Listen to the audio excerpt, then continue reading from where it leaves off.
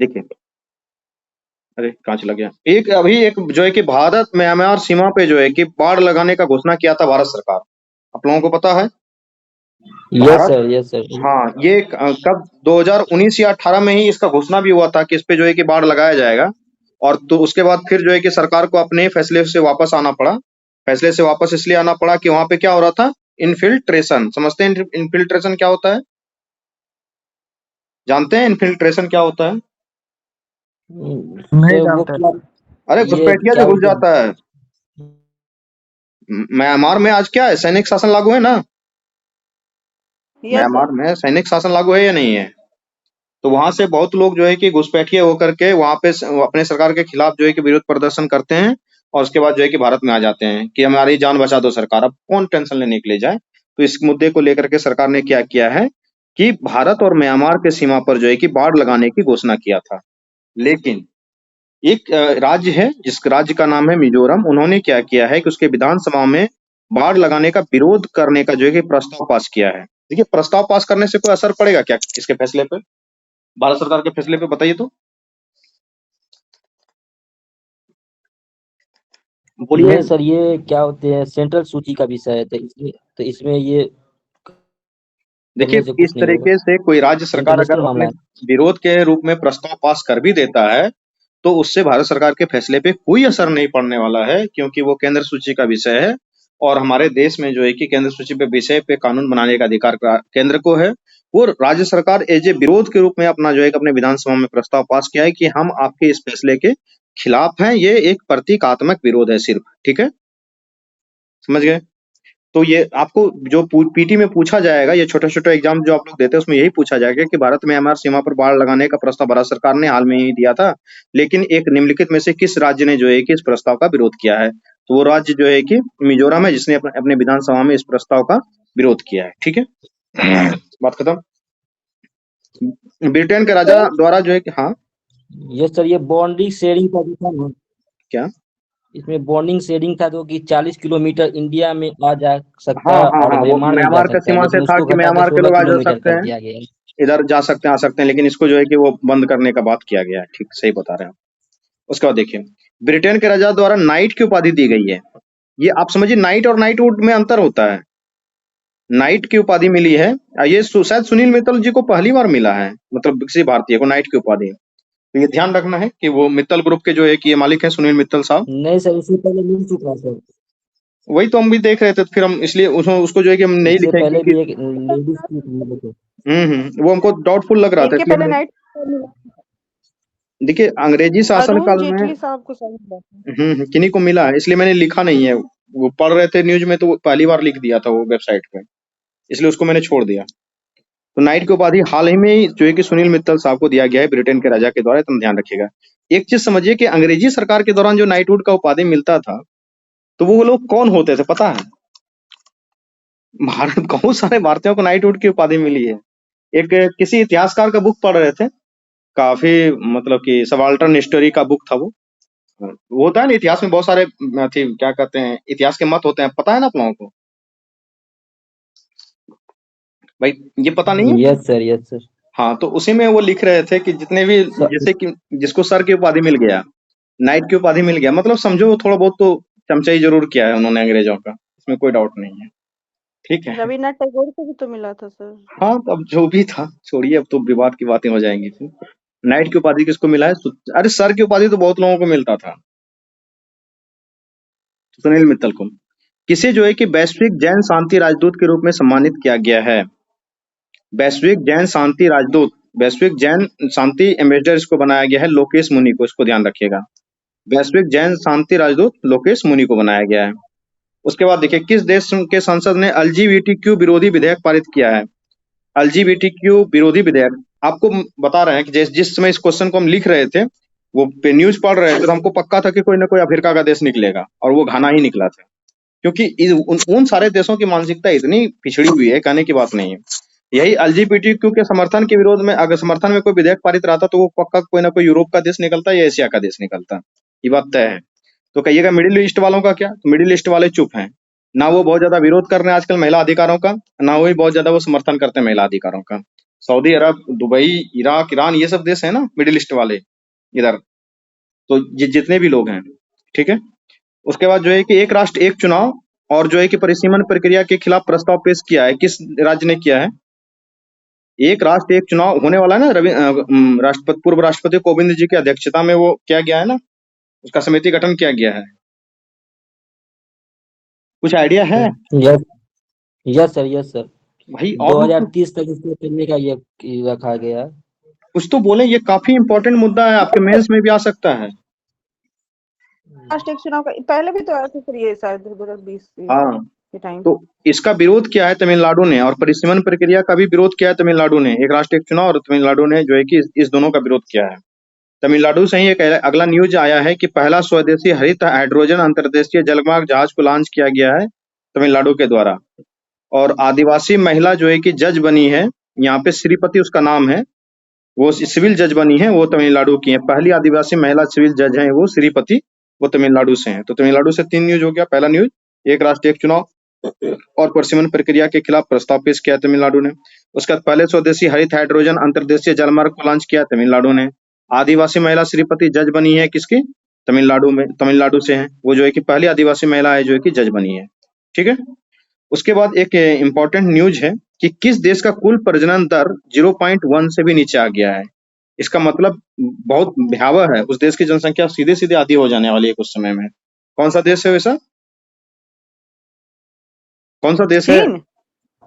ये उत्तर कोरिया या कुछ अरे ऐसा भाई, था ना सर? सिंगापुर लिखा हुआ है इसके नीचे, दिख नहीं रहा है स्क्रीन? दिख रहा है, लेकिन ये हम कहीं और पढ़े थे, ये उत्तर कोरिया कुछ ऐसा था।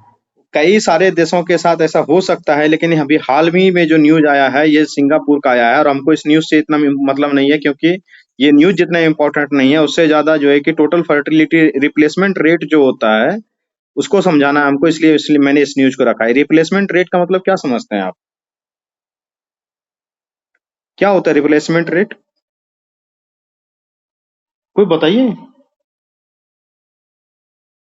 प्रजनन दर में कमी सर, नहीं, ड्यूटी ऑफ हार्ट।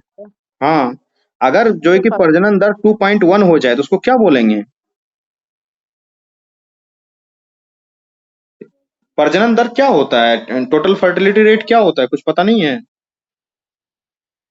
देखिए बताते हैं। एक महिला अपने प्रजनन काल के दरमियान कुल कितने बच्चों को जन्म देती है, उसी को जो है कि फर्टिलिटी रेट बोला जाता है, ठीक है।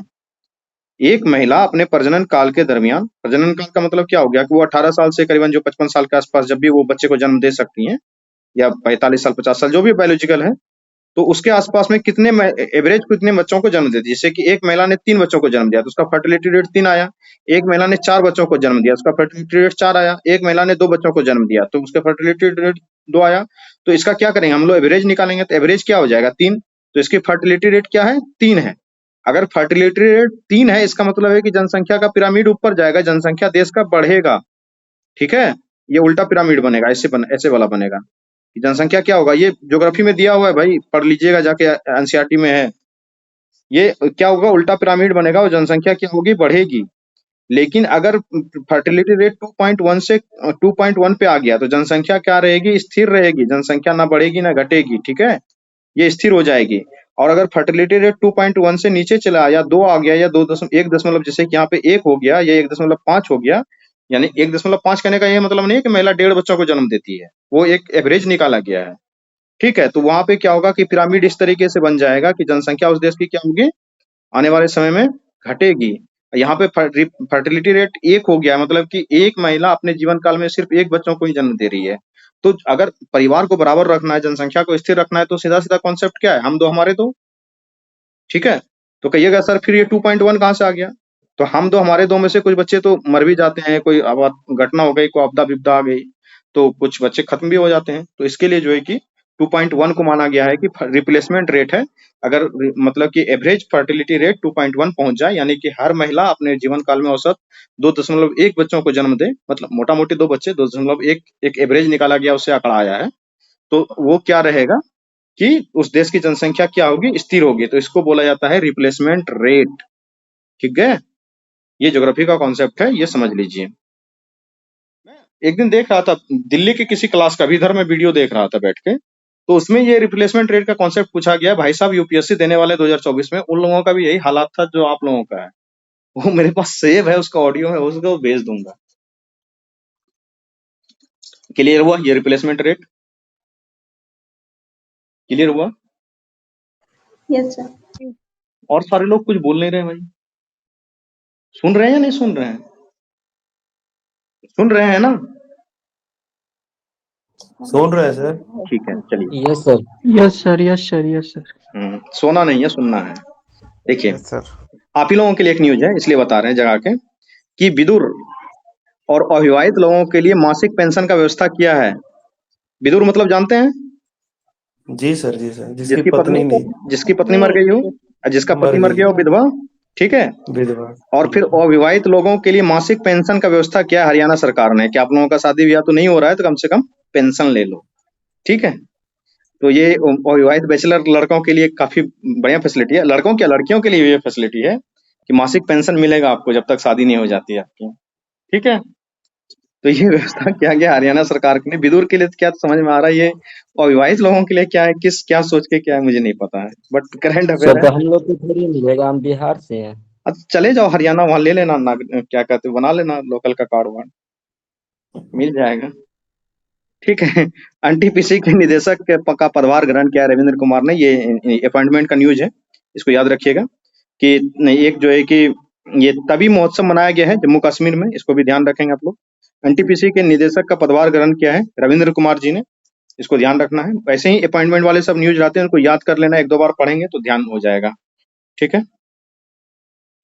उसके बाद जो है कि हमने और भी आपसे पूछा ही, जैसे कि घाना ने क्या किया था कि एलजीबीटी के विरोध में जो है कि विधेयक पारित किया था। मैंने बताया ना कि ऐसा कोई अगर विधेयक पारित होता तो ऑब्वियस सी बात है को अफ्रीका के ही देश होंगे, ठीक है। और उसके बाद फिर जो है गर्भपात को संवैधानिक अधिकार दे दिया है। किसने दिया है? तो फ्रांस ने दिया है। ये देखिए कितना प्रोग्रेसिव फैसला है। अमेरिका अभी जो है कि गर्भपात के विरोध में कानून बना दिया अमेरिका का सुप्रीम कोर्ट। अब फिर से ट्रम्प साहब वहां आ रहे हैं। और फ्रांस ने क्या किया है कि गर्भपात को संवैधानिक अधिकार बना दिया। काफी अच्छा राइट है भाई।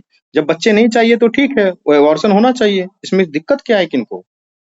तो जो है कि ये बहुत प्रोग्रेसिव हमको डिसीजन लगा और काफी अच्छा डिसीजन लगा फ्रांस का कि गर्भपात को संवैधानिक अधिकार बना दिया इन्होंने। अब अधिकार है संविधान में, कोई इसको मना नहीं कर सकता है, कोई डॉक्टर कुछ नहीं कर सकता है। भारत में क्या है गर्भपात का नियम, थोड़ा सा बताएंगे कोई?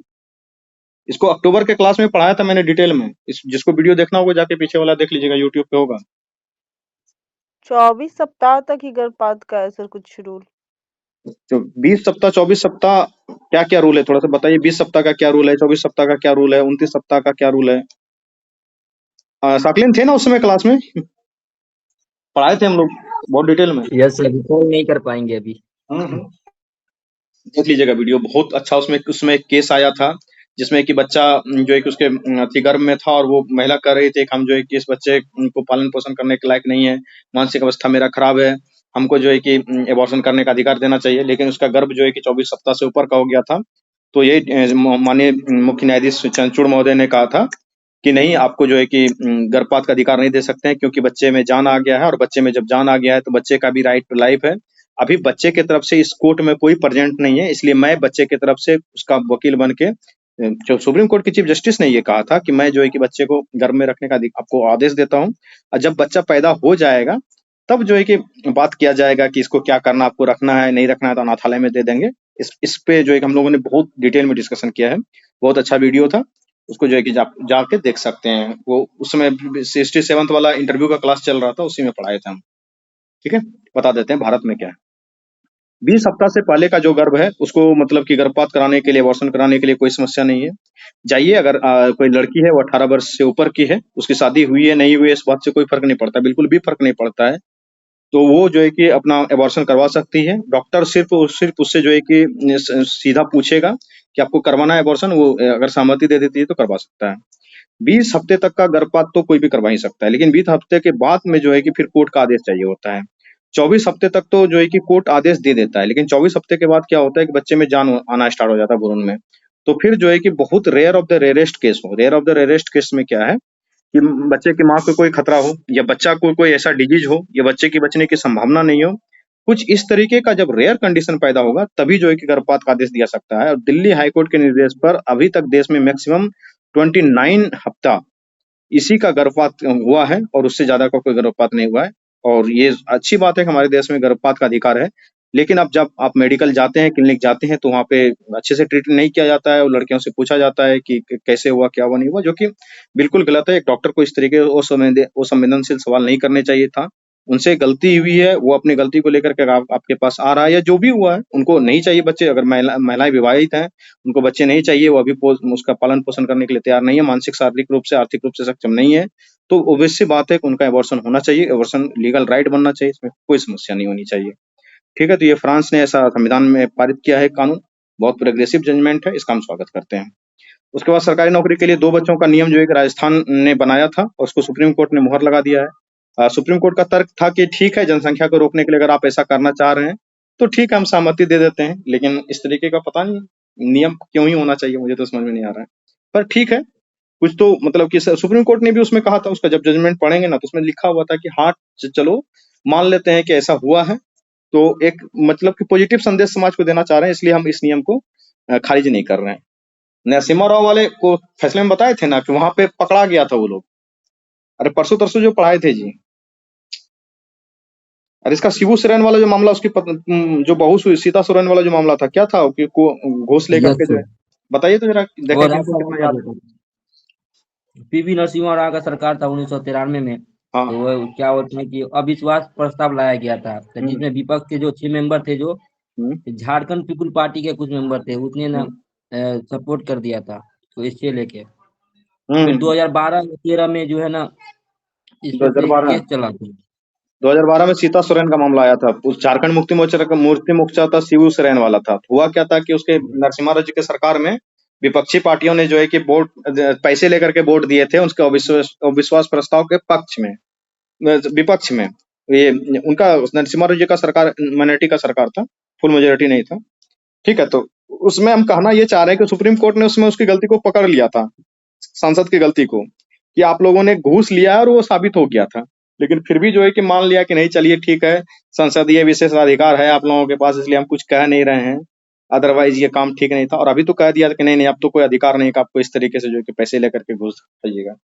ठीक है, तो वही है, 2 बच्चों का नियम जो है किस तरीके का जजमेंट आया। मनोरंजक भांग जो है कि इसका उपयोग करने से मना कर रहा है थाईलैंड, कि आप लोग भांग पी के ऐसे मत घूमिए, ठंडाई पी के मत घुमा कीजिए। पूर्व प्रधानमंत्री बयाना मलरोनी जो है कि इनका निधन हो गया, ये कनाडा के थे। सेमीकंडक्टर फैब का उद्घाटन गुजरात में किया जाने वाला है। कच्ची खरेक एक फल है, इसका जो है कि जीआई टैग मिला है, ये गुजरात से मिला है। कौन सा राज्य जो है कि सूचना विज्ञान केंद्र स्थापित करेगा, तो ओडिशा जो है कि जल सूचना विज्ञान केंद्र स्थापित करने के लिए जा रहा है। महाराणा प्रताप की 21 फीट की ऊंची प्रतिमा हैदराबाद में लगाया गया है।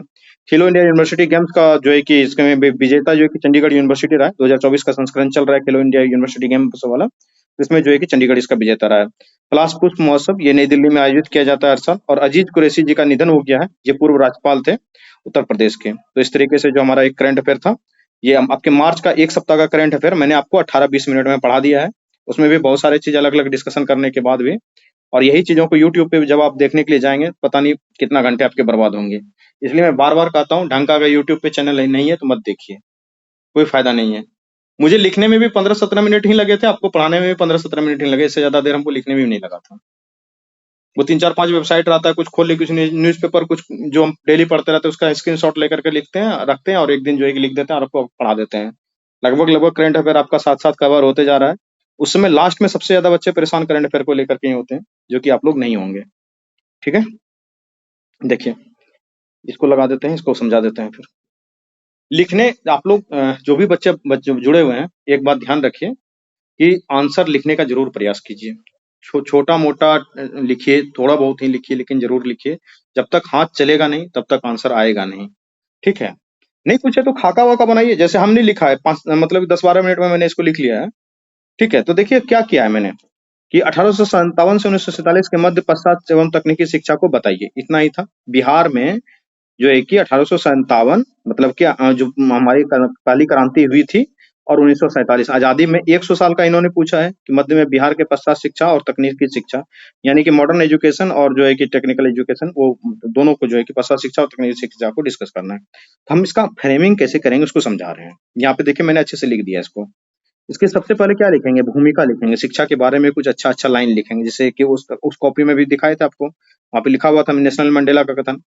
ठीक है, उसके बाद फिर मैंने उसको बांट दिया है। बांटने से क्या हुआ है कि वुड डिस्पैच से पहले कोई क्या सरकारी प्रयास थे उसको मैंने लिखा है, वुड डिस्पैच के बाद सरकारी प्रयास क्या थे, नारी शिक्षा के बारे में क्या प्रयास था, 1917 के बाद जो सेंट्रल आयोग आया था, तकनीकी शिक्षा का विकास कैसे हुआ, विश्वविद्यालय शिक्षा का विकास कैसे हुआ उसके बारे में, शिक्षा के लिए सामाजिक प्रयास किए थे और अभी तक का क्या निष्कर्ष है वो। देखिए भूमिका में मैंने क्या लिखा है, बहुत सिंपल होता है आंसर लिखना, कोई बड़ी बात नहीं होती है। भूमिका में मैंने क्या लिखा है, शिक्षा मानवीय सभ्यता एवं संस्कृति की बुनियाद होती है। ठीक है, बात खत्म हो गई, एक लाइन लिख दी। उसके बाद बिहार शिक्षा के मामले में जो है कि इसका विरासत काफी गौरवपूर्ण रहा है, बात खत्म है। उसके बाद फिर आप अपना लिखते रहेंगे, तो मैंने उसको शॉर्ट में ले लिया है कि बिहार में जो है कि काफी शिक्षा का केंद्र था, नालंदा, विक्रमशिला, उदंतपुरी, सोमपुरा बिहार, जिसमें कि देश विदेश के लोग अध्ययन अध्यापन के लिए आते जाते रहते थे। ठीक है, ये ऊपर गया। ठीक है, स्मरणीय है कि आपको पता है कि 1757 में प्लासी के युद्ध के बाद जो है कि बंगाल में जो है कि अंग्रेजों का शासन धीरे धीरे स्थापित हो गया था, और जो है कि 1864 में जो बक्सर का युद्ध हुआ था उसके बाद तो पूरी तरीके से अंग्रेजों का शासन स्थापित हो गया। उसके बाद हमने क्या किया है, बांटा है ना इसको, कि 1854 से पहले क्या सरकारी प्रयास है। देखिए 1854 से पहले का सरकारी प्रयास मैंने लिखा है। 1813 में जो है कि चार्टर एक्ट आया था, शिक्षा पर जो है कि 1 लाख रुपए खर्च किए गए थे। 1835 में जो है कि मैकाले की अंग्रेजी शिक्षा नीति के आधार पर जो है कि गवर्नर लॉर्ड विलियम बेंटिक ने जो है कि अंग्रेजी भाषा के लिए जो है कि पश्चात शिक्षा एवं अंग्रेजी भाषा के लिए क्या किया था, धन आवंटित किया था, उसको मैंने लिख दिया है। तो दो चीजों का जिक्र हुआ, 1813 का जिक्र, 1835 का जिक्र हुआ।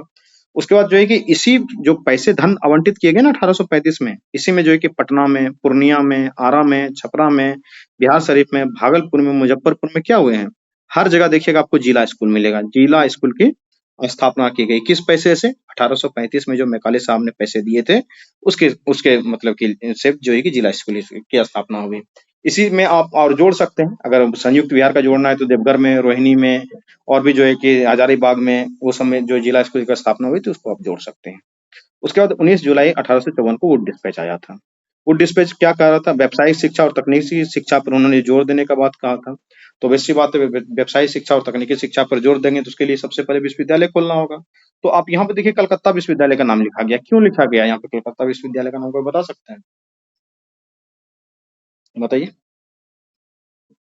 कलकत्ता विश्वविद्यालय मैंने इसलिए लिखा है कि 1858 का बात चल रहा है, तो बिहार अलग कब हुआ है, 1912 में। तो 1912 से पहले बंगाल, बिहार, उड़ीसा सब क्या है, एक ही है ना, इसीलिए कलकत्ता विश्वविद्यालय का जिक्र किया है। और 1900 पटना विश्वविद्यालय की स्थापना कब हुई है, 1916 में हुई है। तो अभी तक इससे पहले जितने कॉलेज खोले जाएंगे वो किस विश्वविद्यालय के अंतर्गत रहेंगे, कलकत्ता विश्वविद्यालय के अंतर्गत, इसलिए यहाँ पे ये जिक्र किया गया है। ठीक है, 9 जनवरी 1863 को पटना कॉलेज का स्थापना हुआ है। ये बिहार का जो है कि पहला कॉलेज पटना कॉलेज, और उसको जो है कि 1887 में ये टीएनबी कॉलेज भागलपुर में है। कोई है भागलपुर से तो बताइए क्या मतलब होता है, फुल फॉर्म क्या होता है टीएनबी का, थोड़ा सा बताइए, है कोई इस इलाके में? University sir. टीएनबी कॉलेज, वो टीएमबीयू है। अच्छा, टीएनयू बोल रहा है। हाँ, टीएमबीयू है उसका नाम, तिलका मांझी भागलपुर यूनिवर्सिटी उसका नाम। पहले तो भागलपुर यूनिवर्सिटी नाम था, इधर किया तिलका मांझी भागलपुर यूनिवर्सिटी 2008 या 12 में। अच्छा, अभी किया सर। जब छोटे थे तो उसमें देखते तो भागलपुर यूनिवर्सिटी लिखा रहता था। पिताजी पढ़े हैं तो भागलपुर यूनिवर्सिटी में ही वो लोग पढ़े हैं, उनका डिग्री है लॉ का। तेनालीरामन कुछ इसे। हाँ, देखिए तेज नारायण बनेली ये जमींदार थे। तेज नारायण बनेली, राइट सर। तेज नारायण बनेली साहब ये जमींदार थे। तो जो है कि ये उन्होंने ये जमीन दिया है, और वो बनेली स्टेट के जमींदार थे।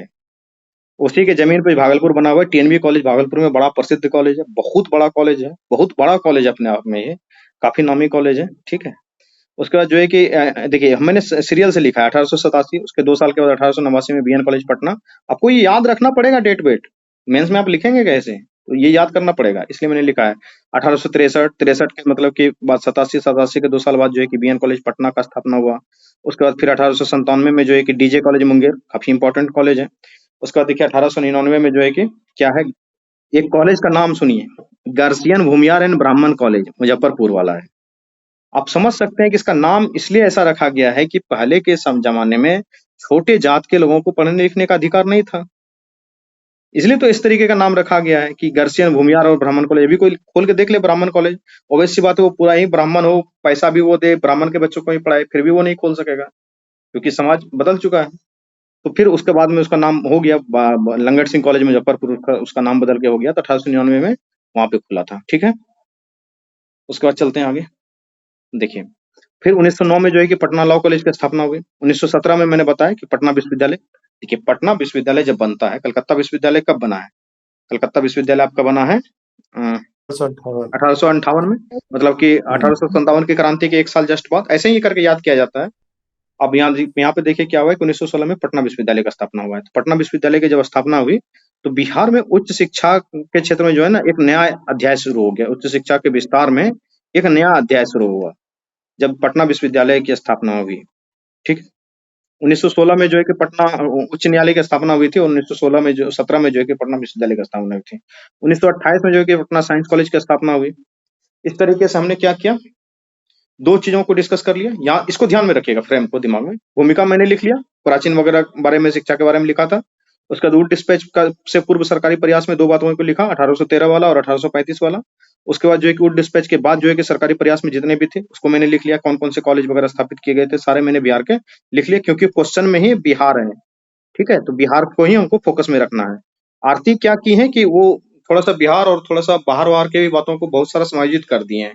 तो उसमें लग रहा है ना कि चीजों को मिक्स कर दिया। और दूसरा चीज ये जान लीजिए कि इतना समय आपके पास नहीं रहेगा एग्जामिनेशन में उतना चीज लिखने के लिए। इसके लिए क्रिप्स वे में चलें, जो क्वेश्चन में पूछा जा रहा है सिर्फ उसी को लिखें तो और भी ज्यादा बेहतर नंबर आएगा। ऐसे आप लिखती अच्छा है, उसमें कोई डाउट नहीं है, और भी लोग इन चीजों का ध्यान रखेंगे।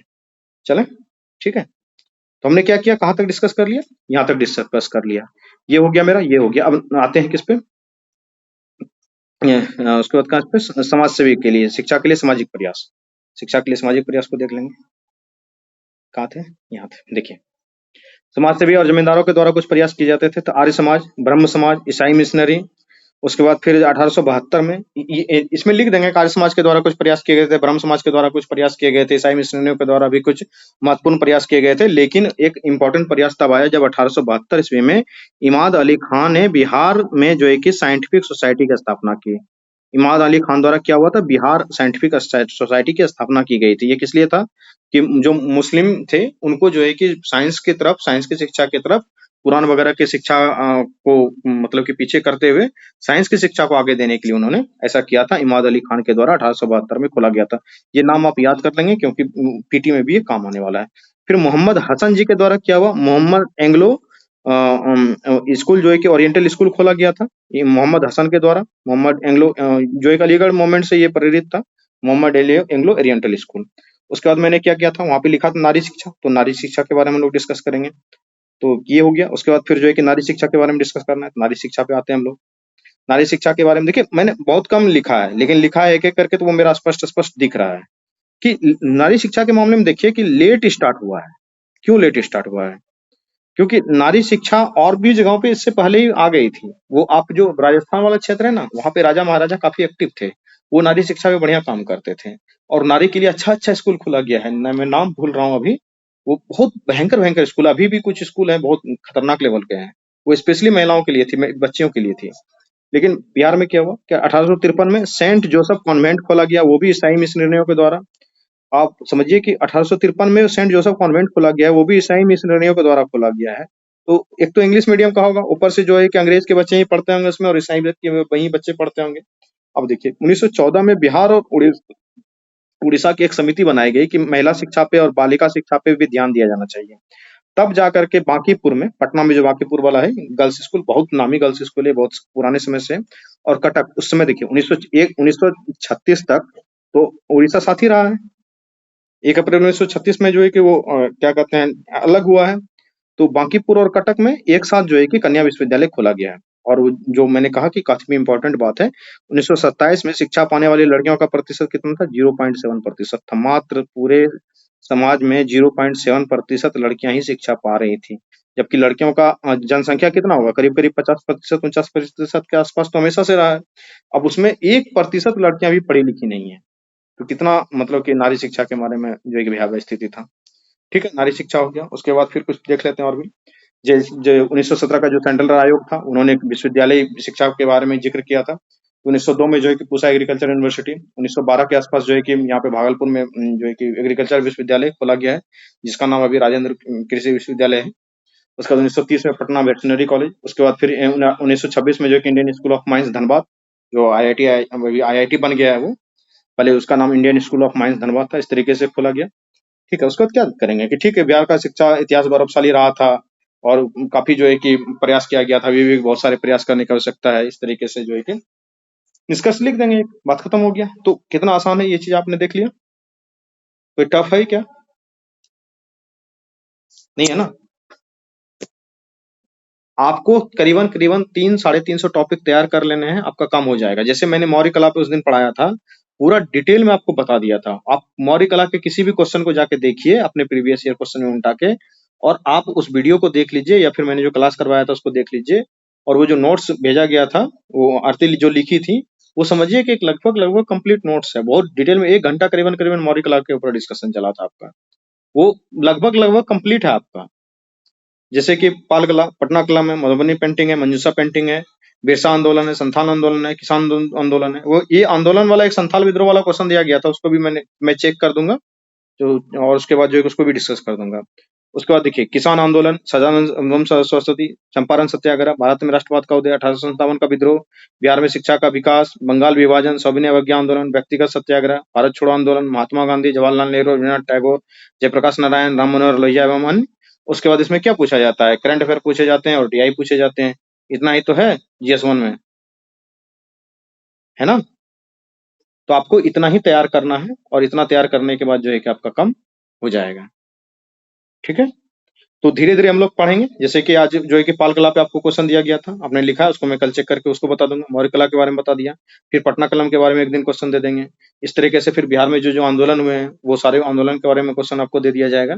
तो क्वेश्चन के माध्यम से धीरे धीरे जो है कि आपका ये तैयारी भी होता चला जाएगा, और आपको भरोसा नहीं होगा कि थोड़ा थोड़ा थोड़ा थोड़ा करके लिखते जब जाएंगे तो 1-1.5 महीना होते होते आपका लगभग टॉपिक आपको मेंस देने से पहले आपके दिमाग में ये चीजें रहेंगी। ठीक है, तो चलते हैं। तुम कुछ पूछना है कि नहीं को? Good night. सर वो जो अगर हम जैसे आप इसमें 1857 से 1957 के बीच में, तो वो चरण व चरण आपने बांट कर भी नहीं लिख सकते हैं क्या? हाँ लिख सकते हैं, क्यों नहीं। कहने का मतलब है कि देखिए क्या है कि देखते हैं कि सब लोग एक ही फॉर्मेट में लिख रहे हैं, तो एक होता है ना, देखिए कुछ बांट के उसमें लिख भी सकते हैं, उसमें कोई डाउट नहीं है।